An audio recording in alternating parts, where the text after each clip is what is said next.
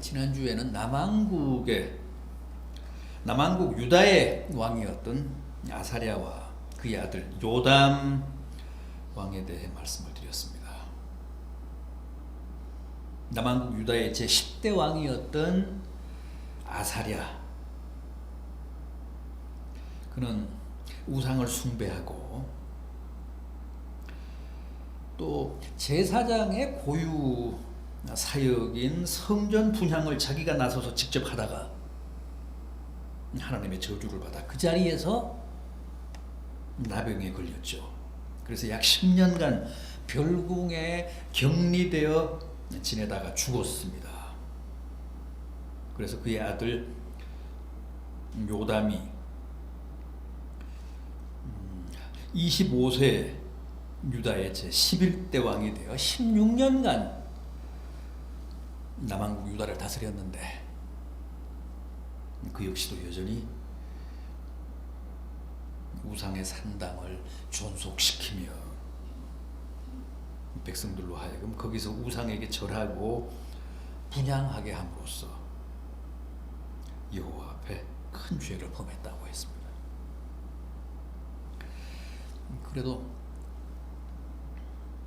16년간 왕의 자리에 있었는데 결국은 하나님의 진노를 사서 사망하고 말았습니다. 아마도 아람 군대와 전쟁을 하다가 사망을 했던 것 같습니다. 요담 왕. 그래서 다시 그의 아들 아하스가 왕위에 오르는데, 오늘은 남왕국 유다 말고 다시 북이스라엘 쪽으로 한번 보겠습니다. 북왕국 쪽으로 한번 보겠습니다. 본문 18절을 보십시오.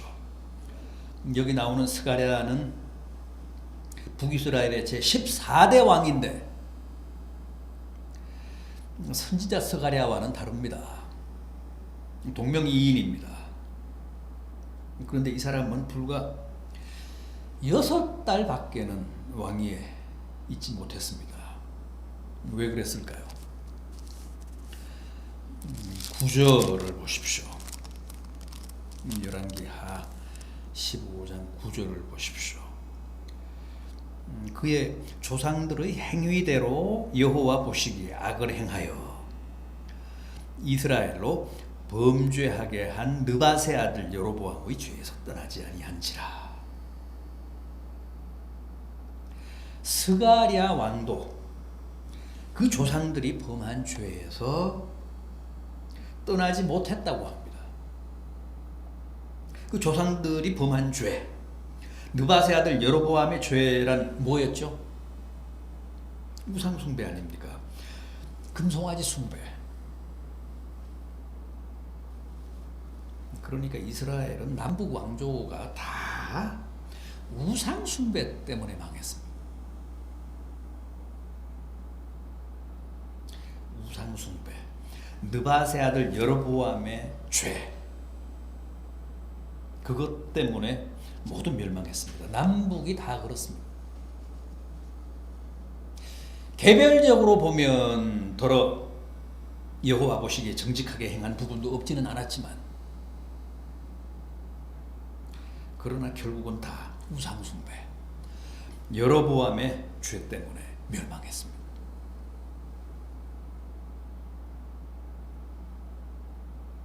북이스라엘의 제14대 왕인 이 스가랴도 결국은 우상을 숭배하다 하나님의 진노를 사 불과 6개월 만에 쿠데타로 죽었습니다. 10절 보십시오. 야베스의 아들 살룸이 그를 반역하여 백성 앞에서 쳐 죽이고 대신 왕이 됐다. 여기 나오는 야베스도 야베스의 기도로 유명한 그 야베스가 아니고 동명이인입니다. 어쨌든 야베스의 아들 살룸이 쿠데타를 일으켜서 백성들 앞에서 북이스라엘의 제14대 왕인 스가랴 왕을 죽이고 자기가 대신 왕위에 올랐다는 거예요.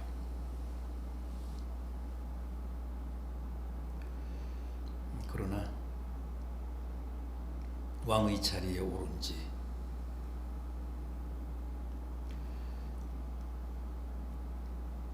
6개월밖에 안 된 왕을 다시 살해하고 대신 자기가 왕좌를 차지한 그 살룸은 불과 한 달 만에 다시 살해를 당합니다.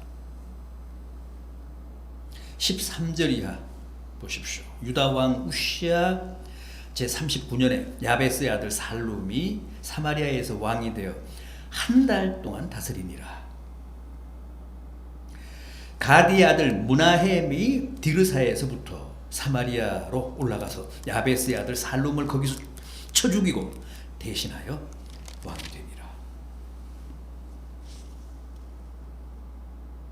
극단적인 역사의 악순환, 보복의 악순환, 칼의 악순환입니다.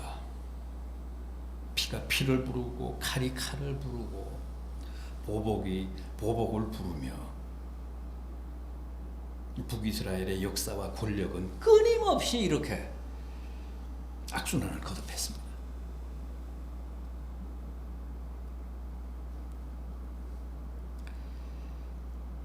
지금도 사실은 우리가 가장 경계하고 우려하는 게 바로 이런 역사의 악순환, 권력의 악순환, 보복의 악순환 아닙니까?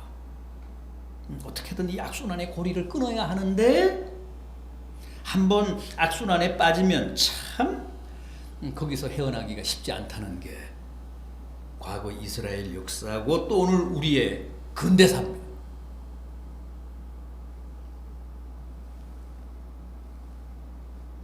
집권 여당 편에서는 너무도 당연한 과거 청산이고 적폐 청산입니다.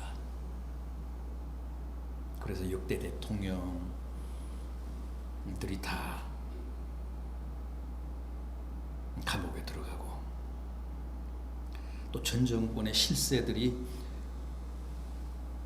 모조리 법정에 서고, 그런데 당하는 쪽에서는 그걸 다 권력의 보복이라고 생각을 합니다. 그래서 절대 승복하지 않습니다.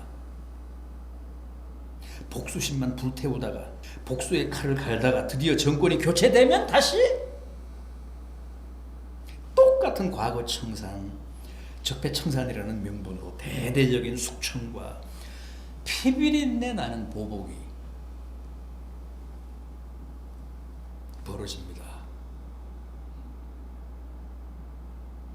그렇게 보면 2700년 전, 2800년 전의 이스라엘 역사나 이 시대 우리의 역사가 하나도 다르지 않습니다.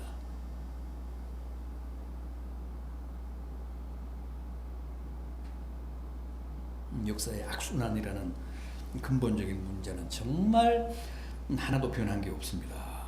그래서 주님이 칼을 칼집에 꽂으라고 하셨고, 칼을 쓰는 자는 결국 다 칼로 망한다고 경고하셨습니다.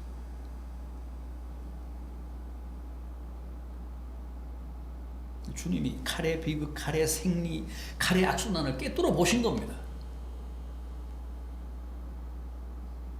베드로가 칼로 쳐서 떨어뜨린 대제사장의 종 말고의 길을 주님이 다시 붙여주셨죠.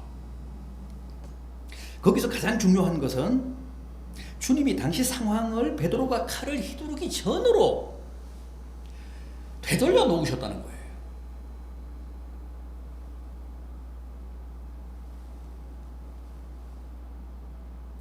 그러면서 그때 하신 말씀이 바로 칼을 쓰면 칼로 망한다. 칼을 칼집에 도로 꽂아라.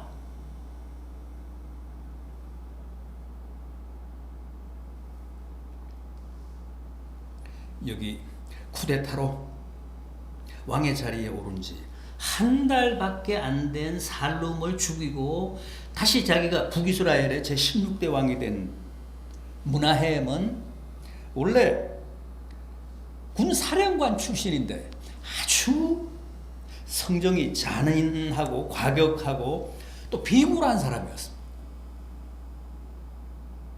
16절을 보십시오. 자신이 쿠데타를 일으켰을 때 탐탁치 않게 생각했던, 그래서 비협조적이었던 디르사라는 성읍을 치고 그 성에 아이 된 부녀의 배를 가르기까지 했다고 합니다.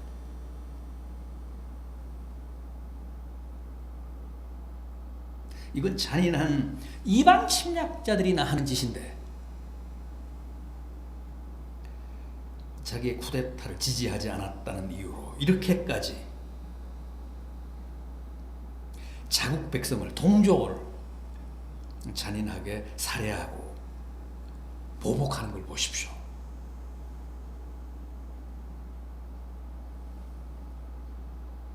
무나헴이라는 왕은 이런 사람이었습니다. 그러면서 이스라엘을 침략한 아수르 왕에게는 은 1000달란트를 전국에서 강탈에다가 갖다 바쳤다는 거예요. 공물로. 19절 이하 보십시오. 아수르 왕 불이 와서 그 땅을 치려하며 무나헴이 은 1000달란트를 불에게 주어서 그로 자기를 도와주게 함으로 나라를 자기 손에 굳게 세우고자 하여 그 은을 이스라엘 모든 큰 부자에게서 강탈하여 각 사람에게 은 50세겔씩 내게 하여 아수르 왕에게 주었더니 이에 아수르 왕이 되돌아가 그 땅에 머물지 아니하였더라. 한 달란트가 약 33kg이니까 1000달란트면 33,000kg, 33톤, 은 33톤을 아수르 왕에게 공물로 바치고 아수르 왕으로 하여금 그냥 돌아가게 했다는 거예요. 그랬을 뿐만 아니라 그로 자기를 도와주게 함으로 나라를 자기 손에 굳게 세우고자 했다. 아수르 왕의 지지와 도움을 받아 자기의 권력을 유지하고자 했다는 거죠. 백성들에게는 잔인하고 은을 강탈할 만큼 냉혹했지만 힘센 아수르 왕 앞에서는 천문학적인 조공을 바치며 온갖 비굴한 짓을 다 했습니다. 그러면서 자기의 권력을 지킨 사람이 바로 무나헴입니다. 그럼에도 그는 10년밖에는 왕위에 있지 못했습니다. 그런데 그 10년 동안 여호와 보시기에 온갖 악한 짓을 다 했고 특히 느밧의 아들 여로보암의 죄에서 평생 떠나지 않았다고 합니다. 그 역시도 끝까지 우상 숭배에 빠져 있었다는 겁니다.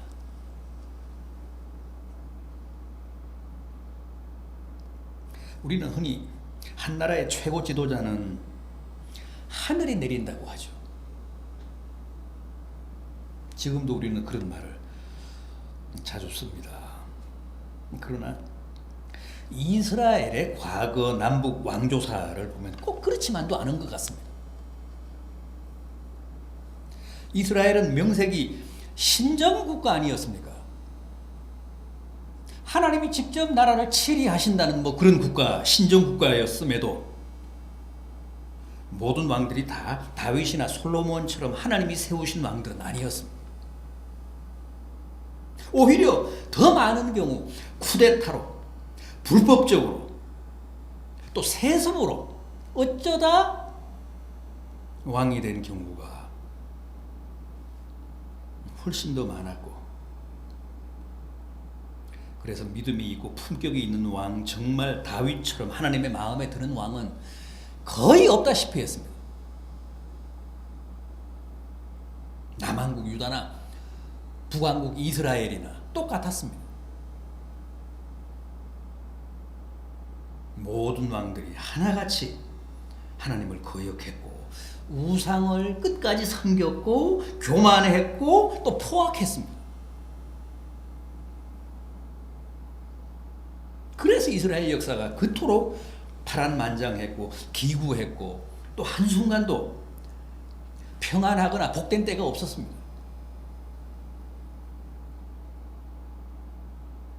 그건 다 무자격자들이 불법적으로 쿠데타를 통해 권력을 찬탈하고 또 힘으로 백성들을 위협하며 통치했기 때문이었습니다.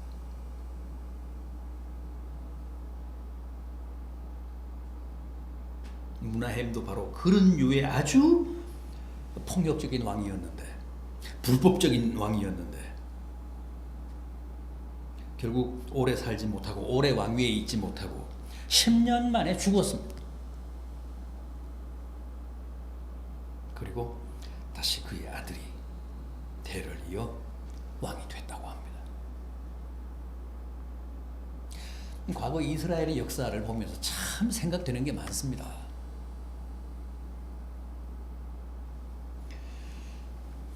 오늘은 여기까지 하겠습니다. 기도하겠습니다. 주님.